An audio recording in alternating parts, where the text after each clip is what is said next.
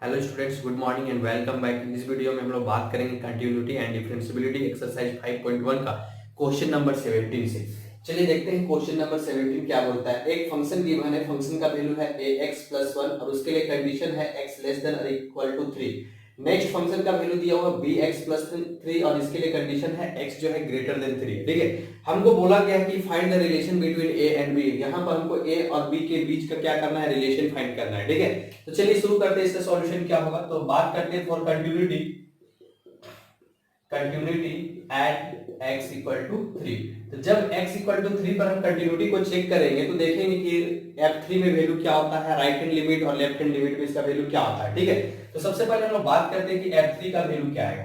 तो f3 के लिए हमको क्या करना है, सबसे पहले देखना है कि जब भी किसी पॉइंट पर अगर आप कंटिन्यूटी चेक कर रहे हैं तो जब आप फंक्शन पर उस वैल्यू को पुट करते हैं तो सिंपली आपको देखना है कि दोनों फंक्शन का वैल्यू में से किसमें इक्वल टू का साइन गिवन है। ठीक है, तो यहां पर आप देख रहे हैं कि x का वैल्यू जो है ग्रेटर देन 3 है, यहां पर है x का वैल्यू लेस देन और इक्वल टू 3। तो आप देख रहे हैं कि यहां पर इक्वल टू का साइन है, इसलिए हमको कौन सा फंक्शन लेना है, ऊपर वाला फंक्शन को लेना है, मतलब ax+1 को। ठीक है, अब यहां पर आप x के जगह पर 3 रखिएगा तो रिजल्ट क्या देगा, 3a+1। x के जगह पर 3 रखेंगे तो 3a+1। ठीक है, चलिए अब राइट हैंड लिमिट का बात करते हैं। Limit x tends to a plus fx। ठीक है, तो यहां हो जाएगा limit x tends to a plus मतलब किस पॉइंट पे कंटिन्यूटी चेक कर रहे हैं, 3 पर चेक कर रहे हैं, यहां क्या हो जाएगा 3 प्लस। अब 3 प्लस के लिए यहां पर जो फंक्शन का वैल्यू आएगा वो क्या आएगा, क्योंकि आप 3 प्लस पर निकाल रहे हैं तो 3 प्लस का मतलब होगा ग्रेटर देन। x का वैल्यू क्या होना चाहिए, ग्रेटर देन 3 होना चाहिए। तो आप दोनों में से कंडीशन को देखिएगा तो x ग्रेटर देन 3 नीचे वाले के लिए गिवन है फंक्शन के लिए, तो आप यहां पर क्या लिखिएगा bx+3। ठीक है, अब नेक्स्ट अगला स्टेप क्या होगा, limit h tends to 0 b, जहां पर x है वहां पर आपका नेक्स्ट स्टेप होना चाहिए 3+h। ठीक है, जहां x है वहां क्या हो जाएगा 3+h। आप इसको सिंपलीफाई कीजिएगा तो क्या आएगा, लिमिट h टेंड्स टू 0, ये हो जाएगा आपका 3b प्लस ये हो जाएगा bh प्लस क्या हो जाएगा 3। अब जब h के जगह 0 पुट कीजिएगा तो ये टोटली खत्म हो जाएगा, बचेगा क्या 3b+3। तो यहां पर फाइनली रिजल्ट आ जाएगा 3b+3। चलिए नेक्स्ट बात करते हैं हम लेफ्ट हैंड लिमिट का। ठीक है, जब लेफ्ट हैंड लिमिट फाइंड कीजिएगा तो होगा limit x tends to a minus fx। यहां लिखिएगा limit x tends to a, किस पॉइंट पे कंटिन्यूटी चेक कर रहे थे आप, 3 पर चेक कर रहे थे, तो यहां हो जाएगा 3 माइनस। अब 3 माइनस का मतलब होता है कि x का जो वैल्यू होना चाहिए वो लेस देन 3 होना चाहिए। तो लेस देन 3 के लिए कंडीशन गिवन है ax+1, तो यहां हम लिखेंगे ax+1। नेक्स्ट अगला स्टेप हो जाएगा लिमिट h टेंड्स टू 0, यहां पर a, जहां पर x है वहां अब क्या होगा 3 माइनस h, जहां x है वहां हो जाएगा 3 माइनस h और ये +1। इसको सिंपलीफाई कीजिएगा, लिमिट h टेंड्स टू 0, ये हो जाएगा 3a माइनस ah+1। अब h के जगह पे 0 रखेंगे, ये टोटली खत्म हो जाएगा, तो बचेगा क्या 3a+1 बचेगा। ठीक है, अब कंटिन्यूटी का जो कंडीशन है उस पे आइए। कंटिन्यूटी का कंडीशन क्या था, आपके पास right hand limit, left hand limit और जिस पॉइंट पे कंटिन्यूटी चेक करते हैं ये तीनों क्या होना चाहिए ना, इक्वल होना चाहिए। चलिए तीनों को इक्वल करते हैं। राइट हैंड लिमिट का वैल्यू हमको पास है 3b+3, लेफ्ट हैंड लिमिट का वैल्यू है 3a+1 और f3 का भी वैल्यू है 3a+1। आप ये दोनों को इक्वल कर दीजिए, या तो ये दोनों को या तो फिर इसको इसके साथ, कोई फर्क नहीं पड़ेगा। ठीक है, क्योंकि ये दोनों सेम है तो ये दोनों को आप इक्वल नहीं कर सकते। हमको बोला गया है a और b के बीच का रिलेशन फाइंड करने के लिए। तो अगला क्या होगा, आप दोनों को जब इक्वल कीजिएगा 3b+3 और 3a+3 को, तो रिजल्ट आ जाएगा 3b+3 इक्वल टू 3a+1। आप इस +3 को उधर लेके जाइएगा तो रिजल्ट क्या आ जाएगा 3b इक्वल टू 3a+1 और ये +3 इधर जाएगा तो क्या हो जाएगा -3, 3b इक्वल टू 3a, यहां से माइनस कीजिएगा तो -2। फाइनली अगर यहां से b का वैल्यू निकालना चाहेंगे तो b का वैल्यू क्या आ जाएगा 3a-2 डिवाइडेड बाय 3, क्योंकि ये इनटू में है, इधर आ जाएगा तो क्या हो जाएगा डिवीजन में टोटली के साथ हो जाएगा। ठीक है, तो फाइनली b का वैल्यू हो जाएगा 3a/3 -2/3, यहां से ये कैंसिल आउट हो जाएगा तो b का वैल्यू हो जाएगा a -2/3। ये हो गया आपका a और b के बीच का रिलेशनशिप। b इक्वल टू क्या होगा a-2/3। सेम प्रोसेस अगर हम यहां पर b फाइंड किए तो आप अगर चाहे तो a का वैल्यू भी फाइंड कर सकते हैं। a इक्वल टू यहां पर समथिंग ऑफ b हो जाएगा। ठीक है, तो उस केस में वो भी रिजल्ट आपका क्या हो जाएगा, ट्रू हो जाएगा, उससे कोई दिक्कत नहीं है। ठीक है, चलिए ये था क्वेश्चन नंबर 17। नेक्स्ट बात करते हैं क्वेश्चन नंबर 18। क्वेश्चन नंबर 18 में हमको क्या गिवन है। ठीक है,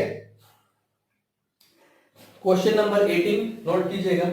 मेरे पास एक फंक्शन गिवन है, फंक्शन का वैल्यू दिया हुआ lambda x square minus 2x, ये है क्वेश्चन नंबर 18। यहाँ गिवन है lambda x square minus 2x और नेक्स्ट दिया हुआ 4x प्लस 1। दोनों के लिए कंडीशन हमको है, पहले के लिए है इफ x जो है लेस देन और इक्वल टू 0 और दूसरा के लिए कंडीशन दिया हुआ x ग्रेटर देन 0। ठीक है, यहाँ बोलता है for what value of lambda is the function defined, lambda के लिए क्या वैल्यू हो सकता है। और नेक्स्ट बोलता है what about continuity at x equal to 1। Next हम लोग बाद में निकालेंगे एट कंटिन्यूटी चेक करना है एट x इक्वल टू 1। सबसे पहले हम x इक्वल टू 0 के लिए कंटिन्यूटी चेक कर लेते हैं और देखते हैं कि लैम्डा का वैल्यू को फाइंड करना पॉसिबल है या फिर नहीं है। ठीक है, यहाँ पर इस फंक्शन के लिए दो क्वेश्चन हमको दिया गया है।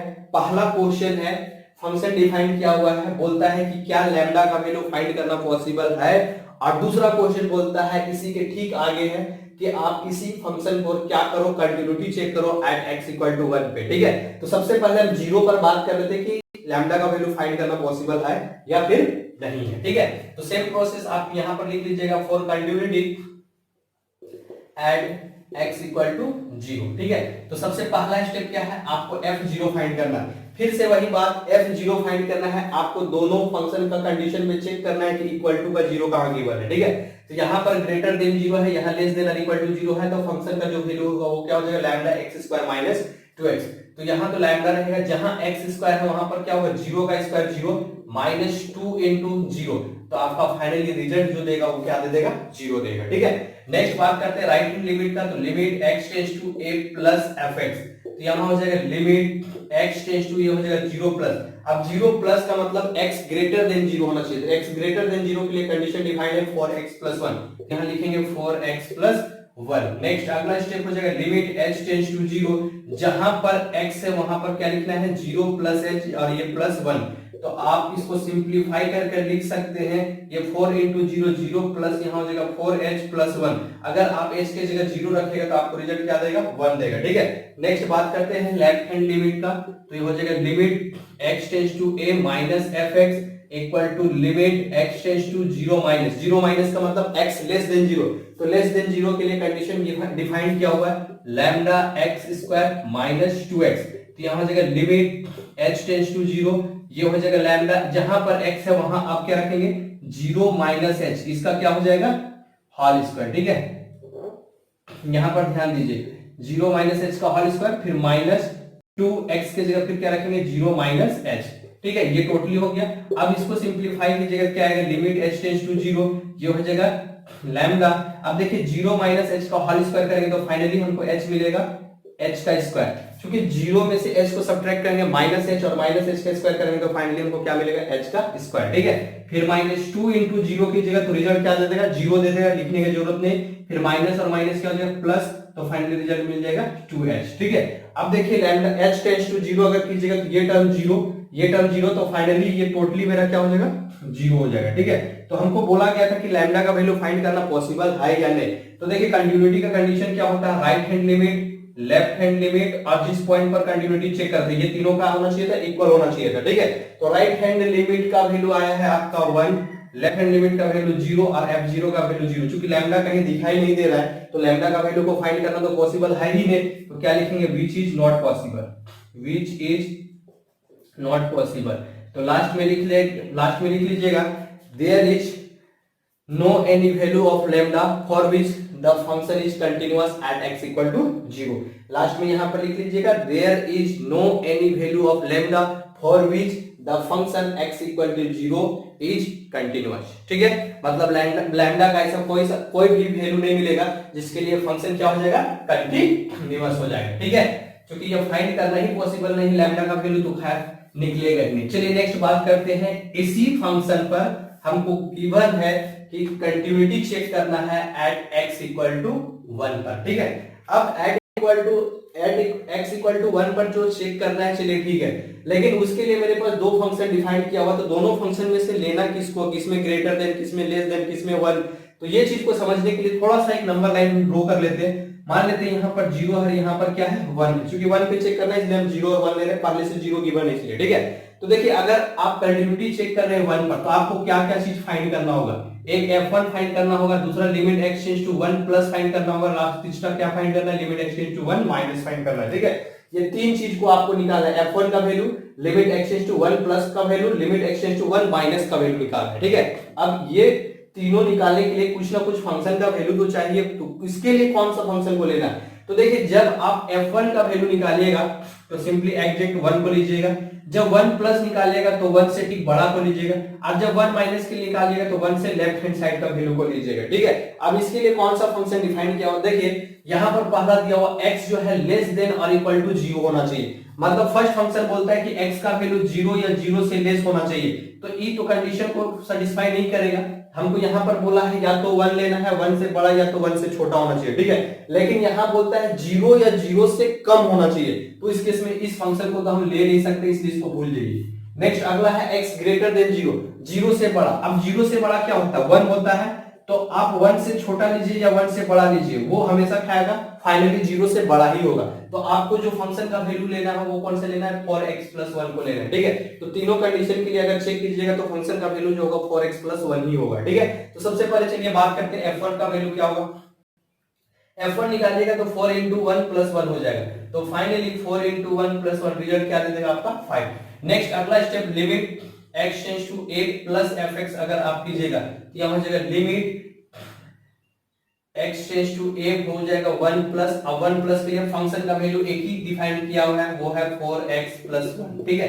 तो अगला स्टेप हो जाएगा लिमिट h टेंड्स टू 0, ये 4 जहां पर x है वहां पर क्या लेना है 1 + h, और ये +1 लिमिट h टेंड्स टू 0, इसको इससे मल्टीप्लाई कीजिएगा 4, इससे मल्टीप्लाई कीजिएगा 4h + 1, और फाइनली अगर h के जगह 0 रखिएगा तो 4 + 1 रिजल्ट क्या दे देगा आपका 5 दे देगा, ठीक है। तो ये हो गया f1 का वैल्यू और राइट हैंड लिमिट का वैल्यू।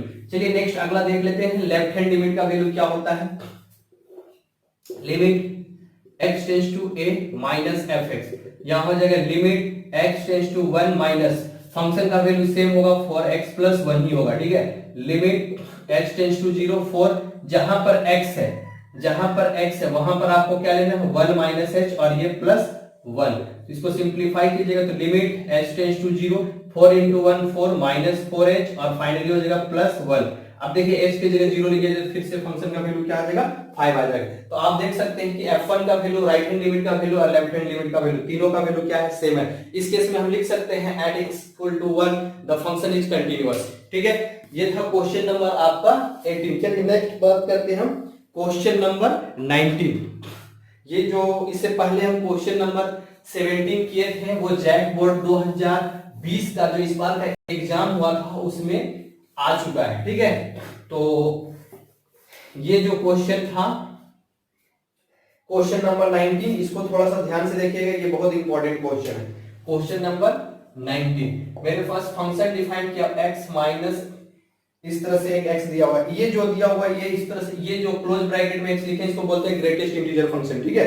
तो यहां पर देखो discontinuous at all integral point where, हमको यहां पर चेक करना है कि ये जो फंक्शन डिफाइन किया हुआ है, ठीक है, ये डिसकंटीन्यूअस है, ठीक है, ये चीज हमको दिखाना है। तो इसके लिए एक पॉइंट होना चाहिए कि किस पॉइंट पर आप कंटिन्यूटी या डिसकंटिन्यूटी को चेक कर रहे हैं, वो पॉइंट हमको गिवन नहीं है।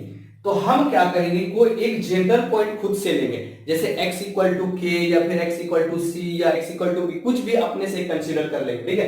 तो हम बात करते हैं ना कि मान लेते हैं कि x का वैल्यू k ले लेते हैं, ठीक है। तो हम बात करेंगे for continuity at x = k, x = k के लिए चेक करेंगे और हम दिखा देंगे कि x का वैल्यू जब k लेते हैं, फिर राइट हैंड लिमिट लेते हैं, लेफ्ट हैंड लिमिट लेते हैं, तो तीनों जो होता है इक्वल नहीं आता। अब इस k, ये जो k है वो कोई जनरल पॉइंट है, इसके जगह क्या हो सकता है, कोई भी इंटीजर हो सकता है, +1 -1 0 1 2 3, कुछ भी आप ले सकते हैं। जब k के लिए ही ये फंक्शन डिसकंटीन्यूअस हो गया है तो k का हर एक वैल्यू के लिए, मतलब आप उसकी जगह कुछ भी ले लीजिए, उस केस में हमेशा ये क्या हो जाएगा डिसकंटीन्यूअस ही होगा, मतलब right hand limit, left hand limit और जिस पॉइंट पे चेक करते हो तीनों इक्वल नहीं होगा, ठीक है। तो सबसे पहले हम निकालते हैं कि fk का वैल्यू क्या होगा। तो x के जगह k रखेंगे और माइनस यहाँ क्लोज ब्रैकेट k होगा, तो रिजल्ट क्या देगा 0 देगा। देखिए अब यहाँ पर आप चीज पढ़ चुके हैं कि ग्रेटेस्ट इंटीजर फंक्शन में कोई भी चीज अगर परफेक्ट इंटीजर रहता है, जैसे कोई पूछ देगा कि हमको बताइए कि ये 2 का वैल्यू क्या होगा, तो 2 होता है, 3 का वैल्यू क्या आएगा, तो 3 होगा। लेकिन कोई पूछता है कि 2.001 है, इसका वैल्यू क्या आएगा, तो इस केस में भी हम लोग इसका आंसर क्या लिखते थे, 2 ही लिखते थे। देखिए कुछ करना नहीं रहता है इसमें, 1 2 और 3 लेते हैं। 2 और 3 के बीच में अगर कुछ भी वैल्यू बोलते जैसे यहाँ का यहाँ का यहाँ का यहाँ 2.001 2.5 2.7 2.999 कुछ भी बोले तो आपके उसका लेफ्ट हैंड साइड का वैल्यू को लेना, वो भी परफेक्ट इंटीजर वाला को लेना। तो 2 और 3 के बीच में कोई भी वैल्यू लीजिएगा आपका आंसर हमेशा क्या आएगा, 2 ही आएगा। उसी तरह से 1 और 2 के बीच में आप कुछ भी ले लीजिएगा, हमेशा परफेक्ट इंटीजर 1 तो 1 ही आपका आंसर देगा। ठीक है, ये ग्रेटेस्ट इंटीजर का डेफिनेशन ही है। ठीक है, तो ये हो गया आपका। अभी इस k की जगह कुछ भी लेते हैं, जैसे 5 लेते हैं, 6 लेते हैं, 3 लेते हैं, 4 लेते हैं, कुछ भी लेते हैं, तो 3 - 3 आपका रिजल्ट क्या देता है, 0 ही देता है। ठीक है, तो यहां तक क्लियर हो गया। चलिए राइट हैंड लिमिट का बात करते हैं। Limit x tends to a plus fx, तो यहां हो जाएगा limit x tends to a मतलब k प्लस। अब k प्लस के लिए फंक्शन का वैल्यू देखिए डिफाइंड है x minus greatest integer function x। ठीक है, अगला स्टेप हो जाएगा लिमिट h टेंड्स टू 0, यहां पर x के जगह पर आप क्या रखिएगा, k प्लस h और माइनस यहां भी क्या रखिएगा, k प्लस h रखिएगा। ठीक है, यहां तक तो क्लियर हो गया। अब देखिए ध्यान से, यहां पर आप समझने वाली बात है, k प्लस h कहने का मतलब है क्या। अगर मान लेते हैं, अगर x के जगह पर k की जगह अगर मान लेते हैं 2 होता, कि 2 पर ही अगर कंटिन्यूटी चेक करते तो देखिए यहां पर क्या लिखते हैं, 2 प्लस h।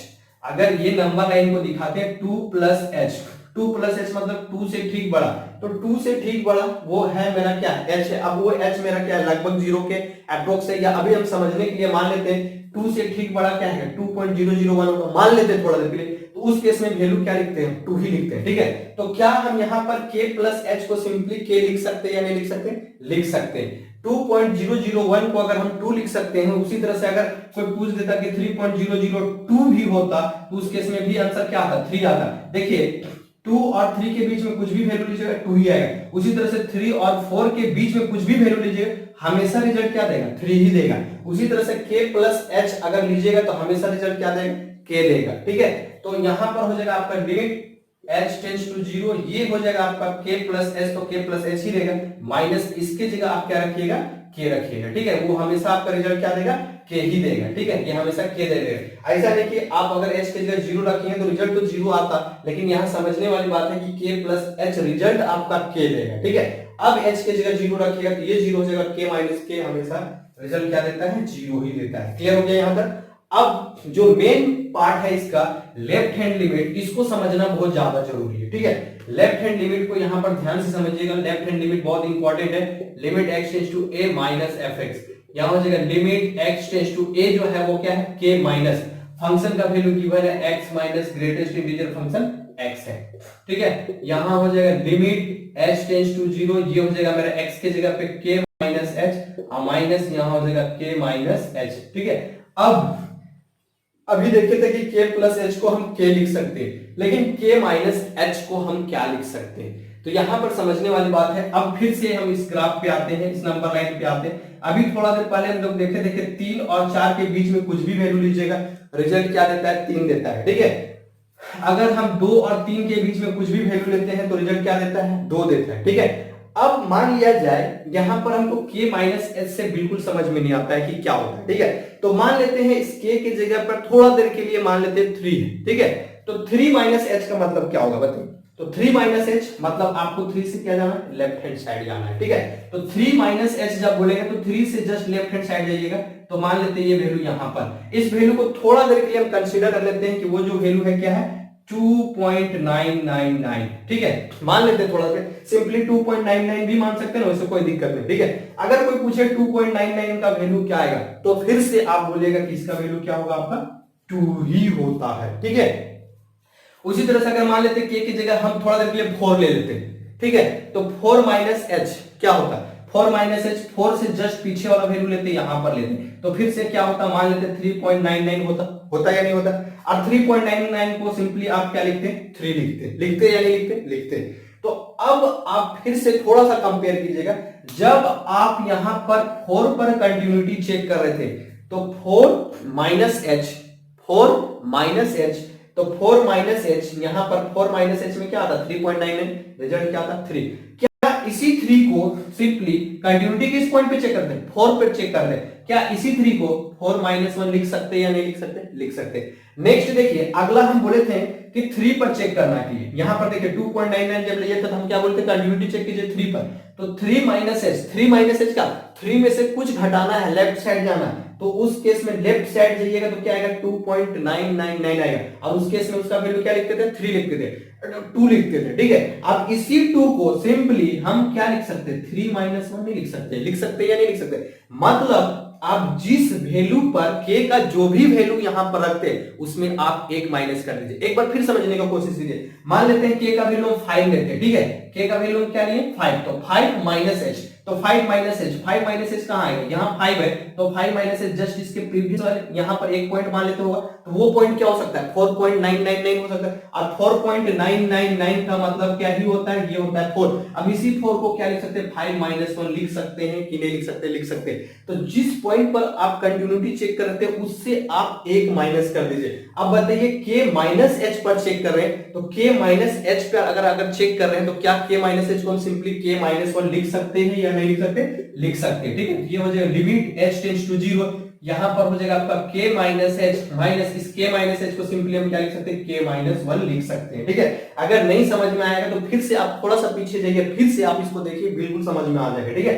अब h का वैल्यू को अगर 0 रखिएगा तो ये टोटली 0 हो जाएगा, बचेगा क्या k माइनस k, ठीक है, अब माइनस माइनस क्या हो जाएगा प्लस, ये k कैंसिल होगा, फाइनली रिजल्ट क्या बचेगा 1 बचेगा, ठीक है। तो आप देख सकते हैं कि ये जो फंक्शन हो गया वो मेरा डिसकंटीन्यूअस हो चुका है। क्यों डिसकंटीन्यूअस हो गया, क्योंकि f का वैल्यू fk का वैल्यू 0, k प्लस पे चेक किया तो 0, लेकिन k माइनस पर रिजल्ट क्या आ गया 1 आया, तीनों इक्वल मेरा नहीं आया है। तीनों अगर इक्वल आ जाता तो फंक्शन कंटीन्यूअस होता, चूंकि तीनों इक्वल नहीं आया इसलिए ये फंक्शन क्या हो जाएगा, डिसकंटीन्यूअस हो जाएगा। मतलब आप सिंपली लिख सकते हैं कि राइट हैंड्स करके लिख सकते हैं कि राइट हैंड लिमिट और लेफ्ट हैंड लिमिट और जिस पॉइंट पर चेक कर रहे थे वो क्या है, इक्वल नहीं है। देखिए राइट हैंड लिमिट का वैल्यू कितना है 0, लेफ्ट हैंड लिमिट का वैल्यू कितना है 1, और fk का वैल्यू क्या आया है, फाइनली 0 आया, ठीक है। आप इस तरह से भी लिख सकते हैं राइट हैंड लिमिट का वैल्यू कितना आया 0, not equal to left hand limit का वैल्यू क्या है 1, और fk का वैल्यू कितना है फाइनली 0 आया, ठीक है। इस तरह से आप दिखा सकते हैं, क्योंकि fk का वैल्यू और राइट हैंड लिमिट ये दोनों वैल्यू सेम है पर लेफ्ट हैंड लिमिट क्या है, डिफरेंट है, तो ये फंक्शन क्या हो जाएगा, डिसकंटीन्यूअस हो जाएगा। तो ये कोई जनरल पॉइंट था x इक्वल टू कि आप इस k की जगह के आप कुछ भी ले सकते हैं, 1 2 3 4 माइनस 1 माइनस 2 माइनस 3 किसी के लिए भी आप चेक कर सकते हैं, ठीक है। चलिए नेक्स्ट बात करते हैं हम लोग क्वेश्चन नंबर 20। क्वेश्चन नंबर 20 में हमको क्या गिवन है, मेरे पास एक फंक्शन डिफाइन किया हुआ है क्वेश्चन नंबर 20 में। फंक्शन का जो वैल्यू दिया हुआ है question number 20 f of x equal to है x square minus sine x और प्लस क्या दिया 5। चेक करना है कि कंटीन्यूअस है at x equal to pi, pi पर हमको कंटिन्यूटी चेक करना है, ठीक है, at x equal to pi. तो चलिए बात करते हैं, पहले निकालते हैं f पाई का जो वैल्यू होगा वो क्या होगा, ठीक है। तो सबसे पहले f पाई का वैल्यू निकालिए, f पाई का वैल्यू क्या हो जाएगा, x के जगह पे पाई रखने के लिए हो जाएगा पाई का स्क्वायर माइनस साइन, यहां पर क्या हो जाएगा पाई और ये प्लस s, ठीक है। तो पाई का स्क्वायर की जगह फाइनली पाई हो जाएगा माइनस, अब साइन पाई का वैल्यू क्या होता है, तो साइन पाई का वैल्यू सिंपली 0 होता है। देखिए अगर इसको याद करना है तो बहुत इजी स्टेप है, इस स्टेप को फॉलो कर लीजिए, ठीक है। यहां से यहां तक हम डिस्टेंस को मान लेते हैं कि वो 1 यूनिट है, ठीक है। तो जो x एक्सिस में है ये क्या है y एक्सिस, ये मेरा x डैश और ये मेरा क्या हो गया y डैश। तो जब x एक्सिस का बात करें तो यहाँ का जो कोऑर्डिनेट का जो पॉइंट होगा वो क्या होगा 1,0। तो यहाँ पर डिस्टेंस अगर 1 यूनिट है, इसको सेंटर मानकर अगर हम इसको ड्रॉ किए हैं तो सारे का जो रेडियस होगा कितना होगा 1 यूनिट ही होगा। तो यहाँ का जो पॉइंट होगा 0 1 होगा, यहाँ क्या होगा -1,0, यहाँ क्या होगा 0, -1, चूंकि ये y डैश है और ये क्या है x डैश है, ठीक है।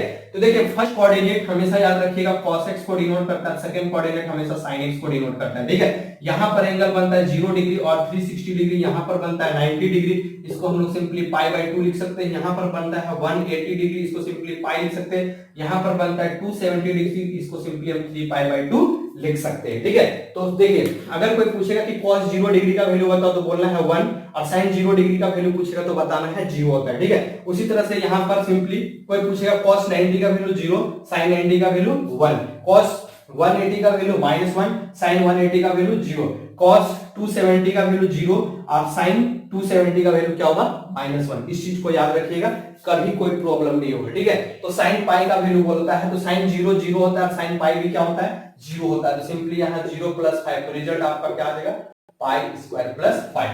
चलिए बात करते हैं राइट हैंड लिमिट का। Limit x tends to a + fx, यहां हो जाएगा लिमिट x टेंड्स टू, ये हो जाएगा पाई प्लस, और जो फंक्शन डिफाइंड है वो है मेरा x² - sin x और प्लस क्या है 5, ठीक है। तो राइट हैंड लिमिट को चेक करते हैं, देखते हैं क्या आता है।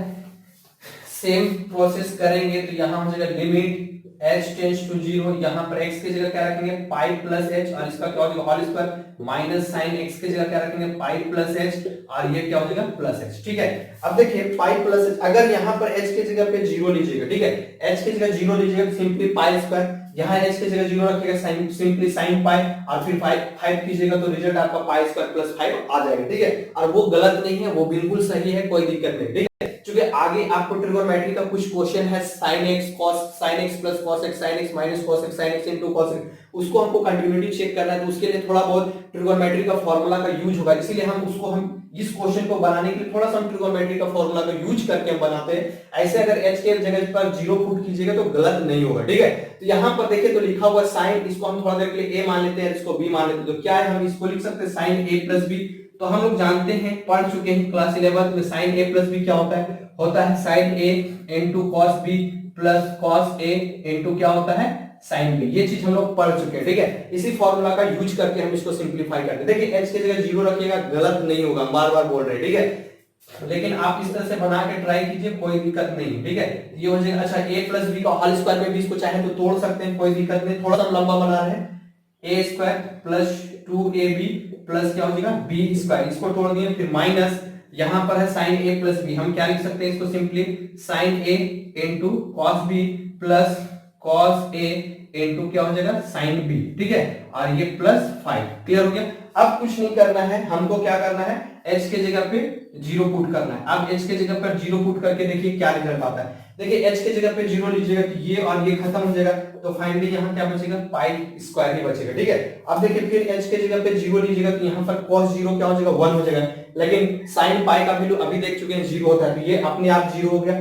प्लस यहाँ पर cos पाई का वैल्यू क्या होता है, अभी थोड़ा देर पहले देखें cos पाई का वैल्यू होता है -1, लेकिन sin 0 क्या होता है 0, तो ये फिर से क्या हो गया खत्म हो गया, बचा क्या +5। तो फिर से देखिए आपका रिजल्ट क्या है π² + 5, ठीक है। सेम प्रोसेस आप अगर लेफ्ट हैंड लिमिट चेक कीजिएगा तो आप h के जगह 0 लीजिएगा तो फिर से रिजल्ट आपका क्या आ जाएगा π² + 5 ही आ जाएगा। और अगर ऐसा बनाना चाहते हैं तो यहाँ आ जाएगा a - b का होल स्क्वायर, और यहाँ जो है sin a - b, लेकिन रिजल्ट आपका क्या देगा π² + 5 ही देगा, ठीक है। चलिए आज के इस वीडियो में इतना ही। अगर आपको ये वीडियो ज्यादा अच्छा लगा होगा तो ज्यादा से ज्यादा लाइक शेयर और सब्सक्राइब कीजिएगा।